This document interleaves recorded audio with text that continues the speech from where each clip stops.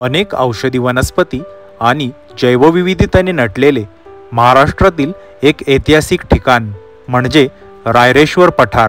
याच रायरेश्वर पठाराच्या कुशीत घनदाट जंगलात वन्य प्राण्यांच्या सहवासात स्वच्छंदी आयुष्य जगणारे अवघी 10 लोकसंख्या असलेली छोटीशी वाडी माळवाडी येथील लोकांचा जीवन प्रवास आज आपण या व्लॉग मार्फत जाणून घेणार आहोत।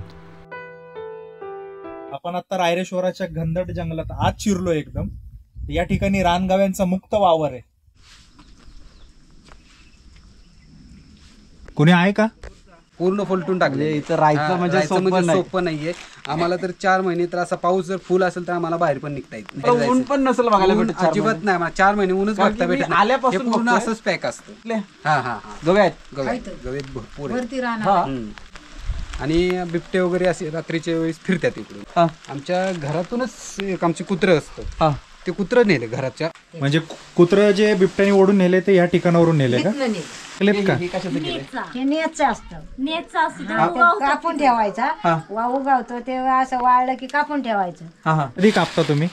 आता पाऊस उघडला, अच्छा, हा जून झाला ना की कापून ठेवायची ओझी घालून आणि मग घरी आणून ठेवायची। ओके, सगळं काढायचं, उन्हाळ्यात परत काढून टाकणार? उन्हाळ्यात काढून टाकायचं। मी आमच्या 5 भावात मी फक्त घरी असतो। काय जोपर्यंत जाईल तोपर्यंत नशिबाचा खेळ। बापरे, एवढं नशिबावरती ठेवायचं। जास्तपर्यंत जिवंत राहिलं तर ठीक, नाही तर मग काय उपयोग नाही। सर्पदोष जास्त प्रमाणाच्या बाहेर म्हणजे पुरुष आहे ना, असा जमिनीवरती काही कळत नाही।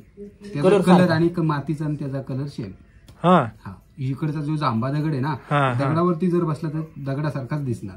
बापरे, कळणारच नाही साप आहे त्याच्यावरती, असं कळणारच नाही। तुम्हाला सांगू शकतो मी, जरी म्हणजे असं तुम्ही कुणी आला, ही वनस्पती कुठली, ती वनस्पती कुठली, प्रत्येक वनस्पतीचं नाव सांगू शकतो मी। बरोबर, आणि खरा निसर्ग रायरेश्वरचा इकडे जास्त आहे आणि तेच लोकांना माहित नाहीये। असं कधी इथं प्रसंग झालाय कोण चुकले त्यांना तुम्ही गेलेत आणायला वगैरे? भरपूर झाले। कारण का आमच्या काही माहिती का, आमचे जंगमवस्तीतले काही लोक आहेत, ते काही लोक चुकलेले पण आहेत इकडे, म्हणजे आमच्या स्थानिक असून सुद्धा चुकलेले आहेत। देव आहेत तिथं, म्हणजे साथीआसरा आहेत। अच्छा, मग त्या तिथे आहेत। तिथं आमचं शेवटचं म्हणजे तिथून पुढे आमचं देवस्थान नाहीये। त्या बाजूला जे अरण्य आहे, म्हणजे पूर्वी जे आम्हाला लोक सांगायचे, नाव रामाने वस्ती केलेली, जो समुद्र किनारा होता, जो महाडचं जे हे आलेले तिथं समुद्र म्हणजे पूर्णपणे तिथपर्यंत होता। पूर्वी पाण्याचं प्रमाण जास्त होतं, पाण्याचं प्रमाण होतं, समुद्र तिथपर्यंत होता।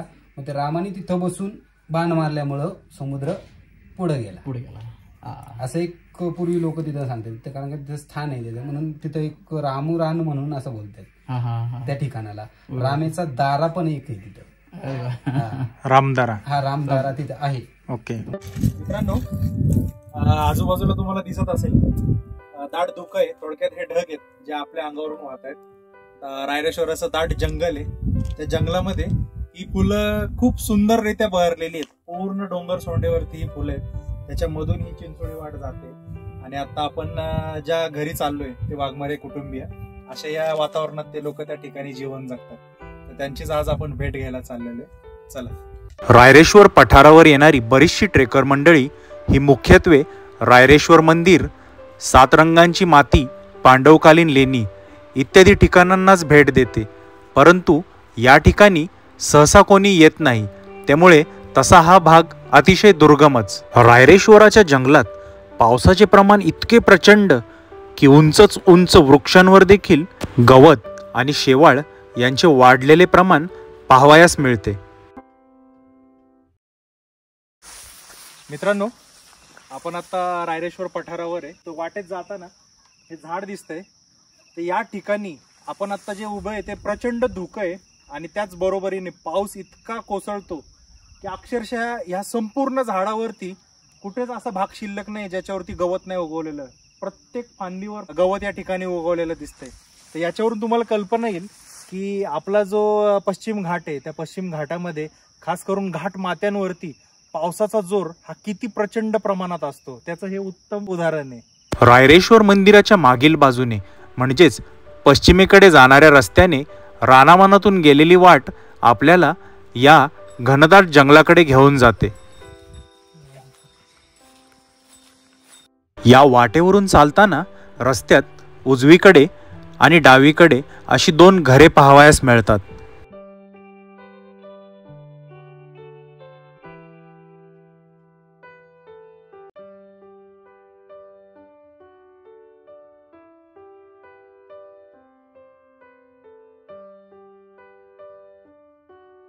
मित्रांनो, हे जे इथे टोक दिसत असेल तर तिथे शिडी आहे.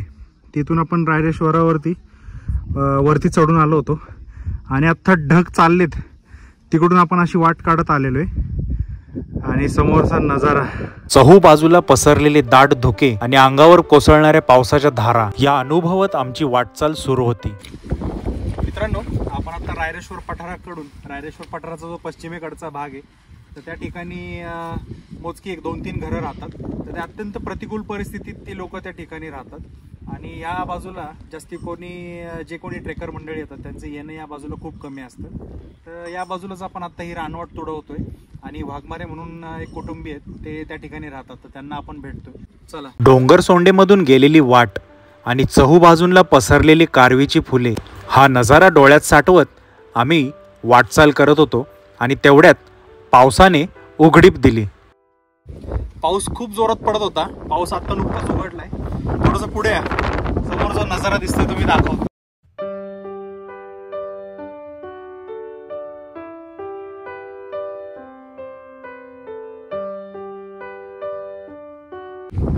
आपल्याला त्या घरांपर्यंत जायचंय.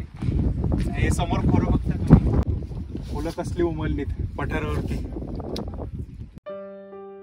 आजूबाजूला पसरलेले रायरेश्वराचे घनदाट जंगल आणि याच जंगलातून गेलेली निमुळती पायवाट यावरून चालणे म्हणजे स्वर्गीय अनुभूती. कसं वाटतंय दाट धुक्यामध्ये? अरे खतरनाक अनुभव आहे. हे बघा, ते असे पॅन्टीवरती विचित्र जीव येऊन बसतायत. चालायचं आपण त्यांच्या घरात. या घनदाट जंगलातील रानवाटा तुडवताना माणसांच्या पाऊल ठशांप्रमाणेच काही वन्य प्राण्यांचे पाऊल ठसे देखील आपल्याला पाहावयास मिळतात. आपण आता रायरेश्वराच्या घनदाट जंगलात आत शिरलो एकदम. या ठिकाणी रानगाव्यांचा मुक्त वावर आहे. आता पाणवठा आहे, या ठिकाणी वरून पाणी वाहतंय. हा पाणवठा आहे. या ठिकाणी रानगाव्याचा सगळ्यात जो प्रौढ, जो वयात आलेला रानगावा असतो तर त्याचा या ठिकाणी ठसा दिसतोय. आपल्या म्हशींचा, गायींचा इतका मोठा पायाचा ठसा नसतो. हे जे रानगवे असतात ते अतिशय शरीरयष्टीने दष्टपुष्ट असतात आणि दणकट असतात. तर त्यांचं या ठिकाणी वावर असल्यामुळे त्याचा इथं ठसा दिसतोय. रानगावा हा तसा लाजाळू प्राणी आणि त्यामुळेच तो माणसांपासून दूर राहणे पसंत करतो, परंतु धोका जाणवल्यास तो माणसांवर हल्ला देखील करतो. आपण आता रायरेश्वराच्या जंगलात बसलेलो आहे.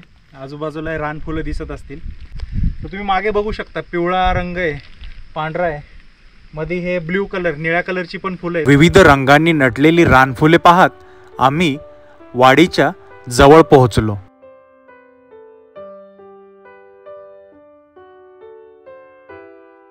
वाडीजवळ पोहोचताच समोर एक कौलारू घर दिसले. त्या घरात कोणी आहे का हे जाणून घेण्यासाठी घरात मी आवाज देऊन पाहिला. हे अशा प्रकारे घर आहेत. आपण बघूया आतमध्ये कोणी आहे. कदाचित माणसे घरात नसावीत, त्यामुळे मी दिलेल्या आवाजाला माणसांनी साथ दिली नाही. कोणी आहे का? परंतु घरातील मुक्या जनावराने नक्कीच साथ दिली. गुरं बांधलेली आहेत रे आत, पण आत कोणी नाहीये. गुरांचा आवाज येतोय. या घरापासून वाट काढत पुढे गेल्यावर अजून 2-3 घरे भेटली आणि तिथेच आम्हाला सुरेश दादा देखील भेटले. सुरेश दादा आणि त्यांच्या आईकडून आजूबाजूच्या परिसराबद्दल थोडीशी माहिती घेत जेवणासाठीही आम्ही त्यांना विचारणा केली. तर आता आम्ही दादांच्याच घरी थांबलोय. दादांच्याच घरी स्वयंपाकाची वगैरे जेवणाची सोय केलेली. आतल्या बाजूने दगडामातीने भक्कम दिसणारे घरे बाहेरून गवताच्या काड्यांनी का झाकले असावीत याचे कुतूहल वाटत होते आणि मग आजींनी याबद्दल आम्हाला समजावून सांगितले. हे झाकलीत कशामुळे अशी घर? हे झाकलेत का? हे नेटचं असतं. कापून ठेवायचा. वाहू गावतो ते असं वाळलं की कापून ठेवायचं, वजी घालून घरी आणायचं. कधी कापता तुम्ही? आता पाऊस उघडला. अच्छा. हा, जून झाला ना की कापून ठेवायची वजी घालून. आणि मग घरी आणून ठेवायची. ओके. हे उन्हाळ्याचं सगळं काढायचं, उन्हाळ्यात परत काढून टाकणार. उन्हाळ्यात काढून टाकायचं. अच्छा. पाऊस आला तर पावसासाठी पावसासाठी आणि वाऱ्यासाठी. भिंतींना शेवाळ येऊ नये म्हणून. हा, ते खालते घर पडलं नाही का आमचं. कधी पडलं? तरी ते 8 दिवस झाले. हा, वारं जास्त होतं का? लय वारेने अशी भीत पडली मागली पाठीमागची संपूर्ण, आणि ते उचलून असं पुढे टाकलं मी संपूर्ण घर. मग ते राहतात कुठं? ते मागलं सगळं असतात, घर बांधलं होतं. मग त्यांचं घर आता राहायला कोणी नाही, ते नशीब बरं. त्या एक नशीब म्हणजे नुकसान नाही झालं. नाही, घराचं नुकसान झालं नाही पण असं माणसं वगैरेचं नाही ना, जनावर. आणि वारं जास्त होतं ना. वारं होतं मध्ये पाऊस गेला आणि ते नाही का वारं सुटलं त्या टायमाची. आता ह्याच्यामुळे काय होतं, शेवाळ येत नाही भिंतींना, भीतीनं भिजत नाही, त्यामुळे घर पडत नाही. घर पडत नाही. हा, ओल होत नाही, मातीची घर आहे. वारा अडला जातो. आता हे तुम्ही दरवर्षी बनवणार? दरवर्षी. निसर्गाच्या सानिध्यात राहताना निसर्गाशी जुळवून घेत कसं जगावं हे या लोकांच्या बोलण्यातून स्पष्ट होत होते. म्हणजे सोपं नाहीये आम्हाला. तर 4 महिने तर असा पाऊस जर फुल असेल तर आम्हाला बाहेर पण निघता येत नाही. 4 महिने घरातून बाहेर जायचं नाही. आणि मग गुरांचं वगैरे काय? गुरांचं वगैरे म्हणजे तेवढंच, फक्त जे एक जण जाणार आहे तेवढाच, एकच जण बाहेर. म्हणजे 4 महिने बाहेर ऊन पण नसेल बघायला भेटत. अजिबात नाही, 4 महिने ऊनच बघता भेटत. आल्यापासून पूर्ण असंच पॅक असतं पूर्ण. काय खरं नाही. आता हे आमचं बांधलेलं, त्यामुळे ज्यावेळेस ऊन पडेल ना त्यावेळीच आम्ही काढणार, तोपर्यंत नाही. गवे दिसले? हा गवे आहेत? गवेत भरपूर घरापर्यंत इकडे आलेत का? असं काय नाही, कधी नाही. त्याचं म्हणजे कधीतरी एखादा चुकून येतो. आणि बिबटे वगैरे असे रात्रीच्या वेळेस फिरतात इकडून. म्हणजे बिबटे आहेत आपल्याला त्यावेळेस आठवते मला. ते झाडावर बघा, ते 4-8 दिवस झाले आमच्या घरातूनच एक आमचे कुत्रं असतं, ते कुत्रं नेले घराच्या शेजारूनच. असं घरात म्हणजे घरात तसंच बसलं होतं आणि तिथून घेऊन गेला बिबट्याने. कुत्र ह्या घरातून इथं बसलेले, इथूनच उचलून घेऊन गेला. अरे बापरे. ते कुत्र्याचा ओरडल्याचा आवाज झाला असेल. हा, फक्त ओरडल्याचा आवाज आला आणि पटकन घेऊन गेला. पण आपल्याला वरती ह्याच्या नाकेंद्या इकडे तिकडे जायचं म्हणलं तर गव्यांची खूप भीती आहे. म्हणजे असं नवीन माणूस गेलं ना तर ते पाठीमागं लागतात, अंगावरती धावून येतात. पण त्यांना माहिती लागते आपण कुठल्या वेळेस कसं काय त्यांना मॅनेज करायचं, कसं मॅनेज करायचं ते माहिती लागते. कारण की ना रायरेश्वरच्या पठारावरती गवे आहेत हे लोकांना माहिती नाही. आणि खूप म्हणजे खूप गवे. आणि लोक काय करतात, मंदिरापासून रिटर्न जातात. चला. पावसाची रिमझिम सुरू झाल्याने दादांनी आणि आजीनी घरात येण्याचा आग्रह केला. म्हणजे कुत्र जे बिबट्याने ओढून नेले ते या ठिकाणावरून नेले का? अच्छा. आणि इथून बाहेर. आणि आजींनी बिबट्याने कुत्रा नेलेले ठिकाण देखील दाखवले. एखाद्या मजबूत दगडी चिरेबंदी वाड्याप्रमाणे दादांचे हे कौलारू घर भासत होते. आता हे आमचं घर आहे ना, हे आमच्या घरानं आता तरी हे 30-35 वर्ष झाली ह्या घरात. हे घर आमचं 99 साली बांधलं, म्हणजे 25 वर्ष झाली समजा. हे 99 साली घर बांधले. तर आमच्या हे घराचं म्हणजे आम्ही पूर्वी या घरात जेवढी आमची ही 4 घर आहेत त्या एकाच घरामध्ये आम्ही राहत होतो. म्हणजे आम्ही 5 भाऊ आहे आणि माझे चुलते, आणि आम्ही सगळे एकाच घरात राहतो. आणि आम्ही इथं हा आमचा म्हशींचा गोठा, आमच्या म्हशी त्या मशीनचा गोठा या, आणि ही ओटी, आणि हे आपल्या घरातले रूम आहेत. हे घर आमचं इकडचं, आणि हे ह्या साईडला एक रूम आहे. अशा मिळून आम्ही सगळेजण या घरात राहायचो. आता हे काय असं बांधलेलं आहे? हे जे बांधलेलं आहे हे गुरांना बांधण्यासाठी हे दाव बोलतात. हे गुरांना बांधण्यासाठी, म्हणजे आपण साखळी कशी बांधतो एक ह्याला कुत्र्याला वगैरे, तसंच हे म्हशींना बांधण्यासाठी. म्हणजे आमच्या ज्या म्हशी आहेत त्या प्रत्येकी आल्यात ना, प्रत्येकी ज्याच्या त्याच्या जागेवरती उभं राहतात. त्यांची जागा पण फिक्स असते, जागा पण फिक्स, आणि त्यांना ते कळतंय की आपली जागा आहे, आपलीच जागा आहे. प्रत्येक येतात त्याच्या ते जागेवरती येऊन उभं राहायचं. अरे वा, म्हणजे त्यांना सांगायची गरज नाही. येतात आणि त्यांच्या ते जागेवरती उभं राहायचं. आपण फक्त हे दाव बांधायचं, बांधून ठेवायचं, फक्त बांधायचं, आणि बाकी काही करायचं नाही. काय नाही, इथं आम्ही असं खायला टाकतो वरती ह्याच्यावरती त्यांना. म्हणजे गवत वगैरे आम्ही उन्हाळ्याच्या वेळेस गवत कापून ठेवतो वाळकं, आणि ते ह्यावेळेस कापून टाकावं लागतं. नाहीतर म्हणजे थंड होतं. ह्याची संबंधित ना पाऊस जास्त असल्यामुळे ना वाळकं गवत घालावंच लागतं, नाहीतर ओलं जास्त येत नाही. कारण बाहेर जनावर खातच नाही. खातच नाही. घरात आणल्यानंतर म्हणजे त्यांना जी थंडी लागते, वाळकं खाल्ल्यानंतर मग ते गरम होते. पेंडा, भाताचा पेंडा, मग त्या ह्यावेळेस टाकायचा. बरोबर. नाहीतर मग कारण बाहेर आपण ते ओलं खाऊन येतात, मग ते घरात आल्यानंतर थंडी लागते त्यांना ना, ते टाकल्यानंतर मग ते गरम होतात. बरोबर. आता आपण बाहेरून आल्यानंतर चुलीच्या समोर शेकतो, तसंच त्यांचं आहे. बाहेरून आल्यानंतर त्यांना गवत खाल्ल्यानंतर त्यांना थोडीशी गरमी वाटते, असं आहे. हे किती महिन्याचं पिल्लू? हे आता आहे की 1 महिना झाला. हे म्हशीचं पिल्लू आहे. त्याला बाहेर सोडायचं नाही आता? नाही सोडायचं आता, ते पोळीच्या नंतर तोपर्यंत नाही. त्याला तरी त्याच्यावर गुरांबरोबर त्याला काही समजत नाही. जसं दबक्या पावलात येतो बरोबर. दबक्या पावलाने तो गपचूप मारतो, असं. लांडगे नसतील, कोल्हे लांडगे नाही, कोल्हे नाही, फक्त गवे बिबटे. इथं झालंय का कधी एखादं जनावर कोणाचं पळवलंय असं बिबटे? हो, झाले ना, झाले. कारण का आताच पाऊस आहे तेवढीच आमच्या पाठीमागे तिकडं गुरं वगैरे चारायला. आता आमच्याकडे इकडे मालकी ही कमीच आहे, एवढी जेवढी आहे ना तिथं तेवढी कमीच आहे. पूर्ण पाठीमागं आम्हाला बाहेरच न्यायला लागतं. असं बारकी नेलेली आहेत का मोठे पण? मोठे पण नेले, बारके पण नेले. अरे बापरे.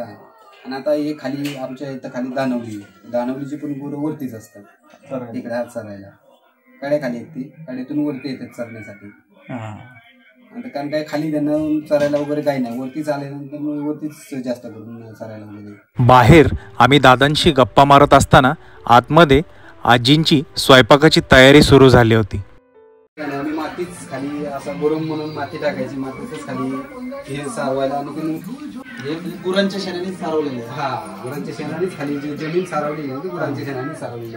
हे भिंती वगैरे ते आम्ही जे चुलीतून राग जे साधते त्याच्या भिंती ह्या भिंतीला सारवली आहेत. म्हणजे हे असे कलर वगैरे काही नाही आहे, कलर करायची गरज नाही.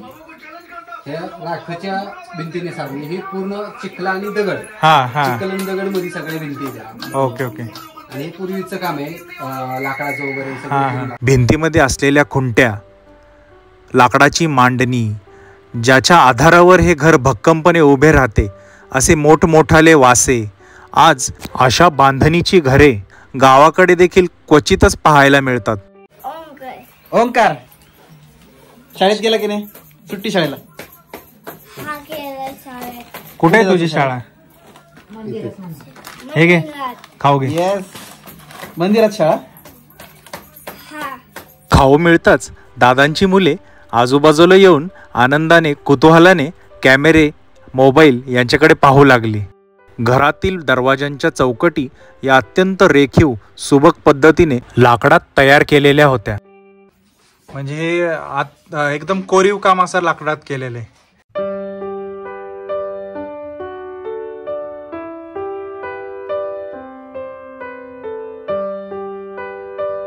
घराचे सौंदर्य न्याहाळत आम्ही दादांशी गप्पा मारण्यास सुरुवात केली. निसर्गाच्या सानिध्यात वावरणाऱ्या राहणाऱ्या माणसांना निसर्गाचे ज्ञान प्रगल्भ असते हे दादांच्या बोलण्यातून जाणवले. मी आमच्या 5 भावांनी मी फक्त घरी असतो. सगळे पुणे, मुंबई, महाबळेश्वरला जास्त करून. महाबळेश्वर जवळ असल्यामुळे. महाबळेश्वर जवळ असले म्हणून महाबळेश्वरला म्हणजे पूर्वीपासून आमचे जे घरात होते ना सगळे पहिल्यापासूनच महाबळेश्वरला आहेत. म्हणजे कामाच्या निमित्त, जॉब निमित्त महाबळेश्वर. आणि महाबळेश्वरला इथून जायला वाईवरून महाबळेश्वर. बरोबर. मग तुम्ही पायवाटा वापरता का आता गाड्या? नाही, पायवाटेनेच जाता. पायवाटूनच आम्हाला काही पण आणायचं झालं ना तरी आम्हाला सगळं डोक्याने जाणवलं. बापरे. म्हणजे 4-5 किलोमीटर तरी डोक्यावरून आणायचं साहित्य, कुठलंही साहित्य. तुम्ही त्या शिडीतून आला ना तिथपासून आम्हाला पूर्ण डोक्यावरती जाणार. अरे बापरे.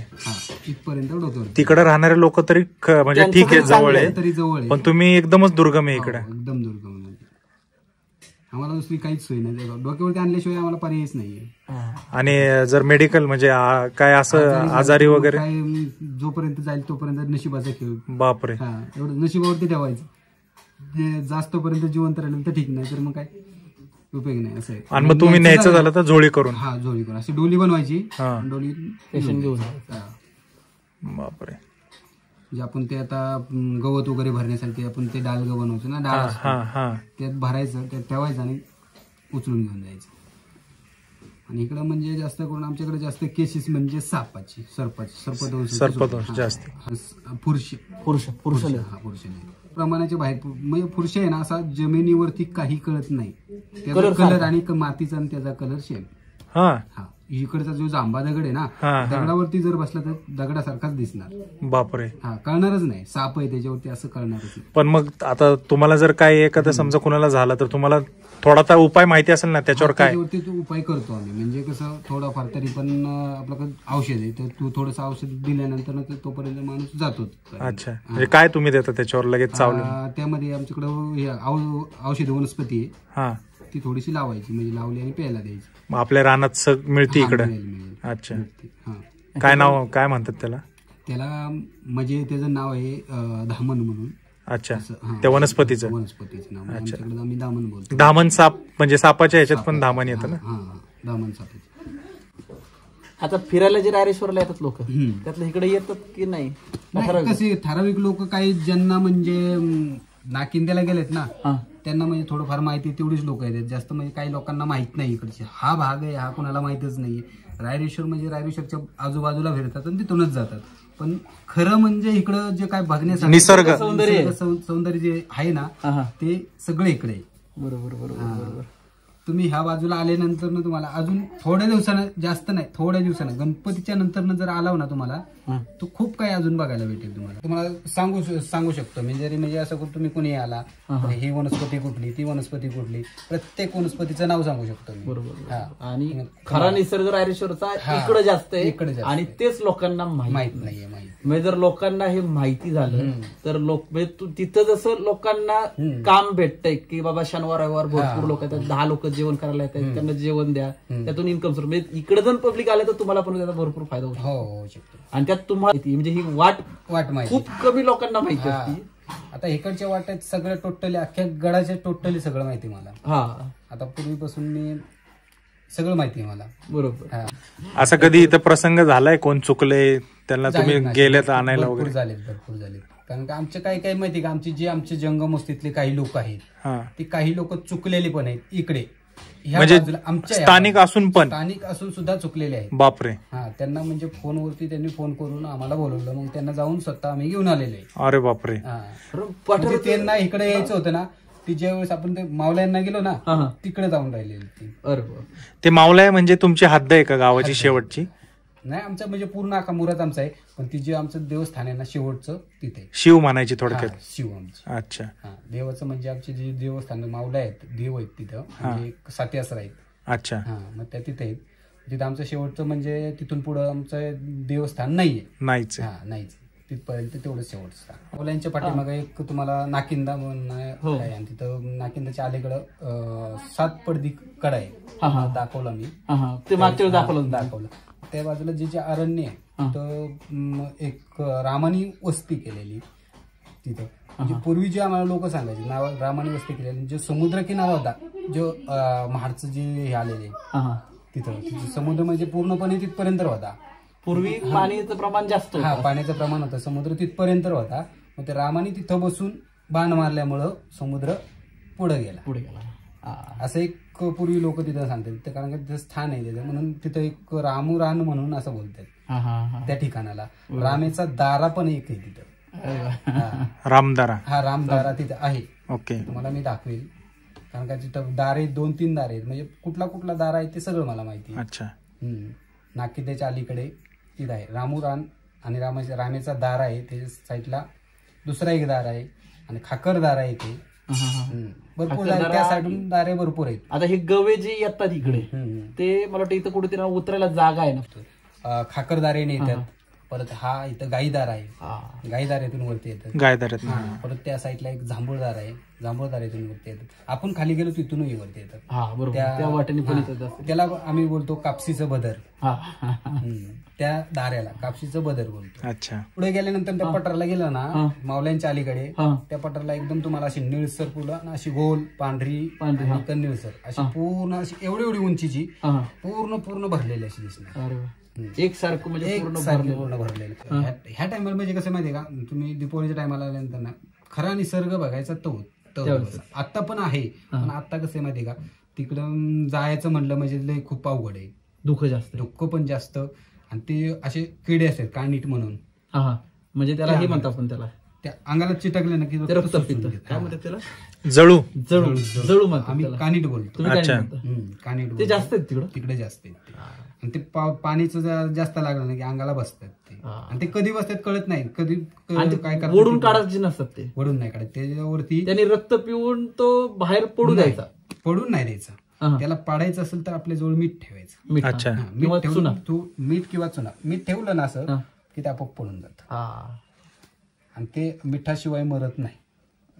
नाहीतर म्हणजे जरी पाडून गेलं तरी ते सोबत फिरताना थोडं पडीत मीठ पाहिजे. मीठ घेऊन जायचं. थोडंसं टाकलं ना मीठ आपोआप पडून जाणार. असं आहे ते. मित्रांनो, आपल्या या ठिकाणी गप्पा रंगल्यात. ते समोर दादा आहेत.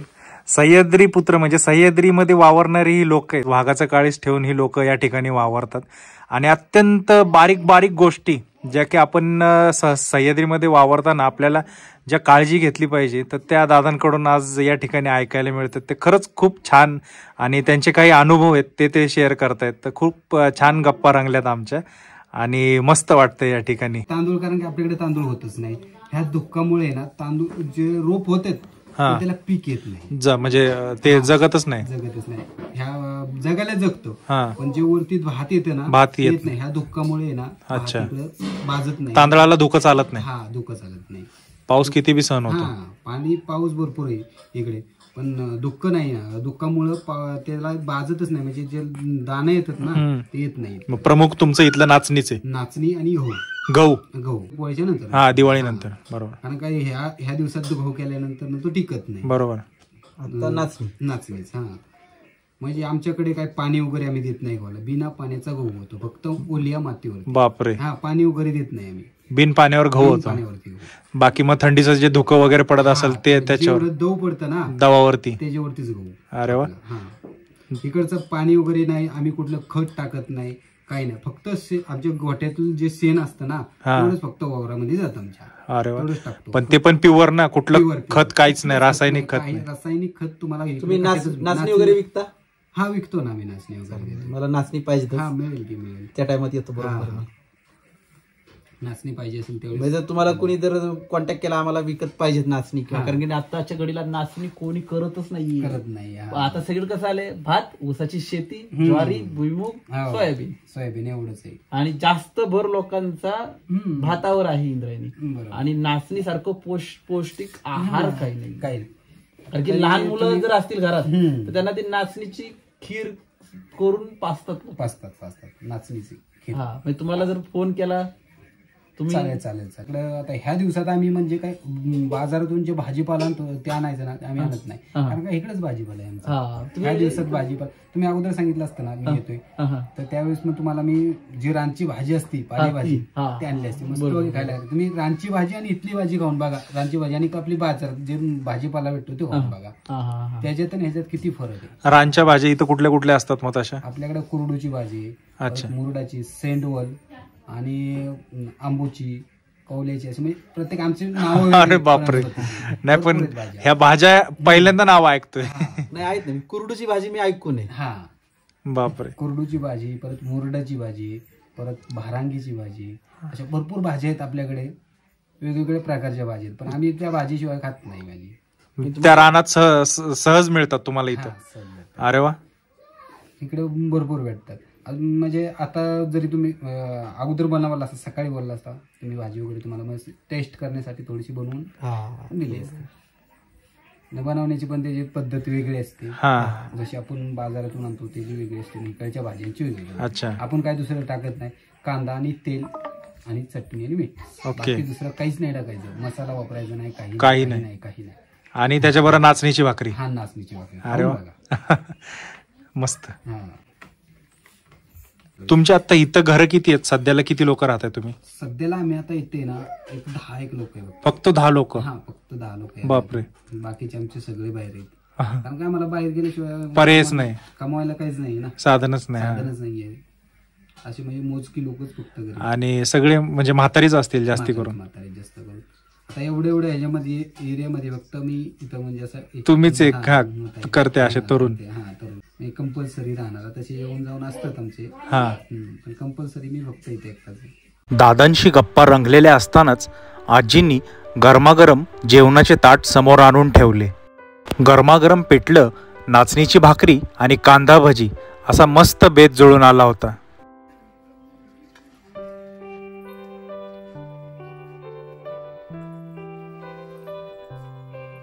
जेवण तर गरम आहेच, पण जेवणासोबत थंडी देखील इतकी आपल्या तोंडातून अक्षरशः वाफा येत आहेत.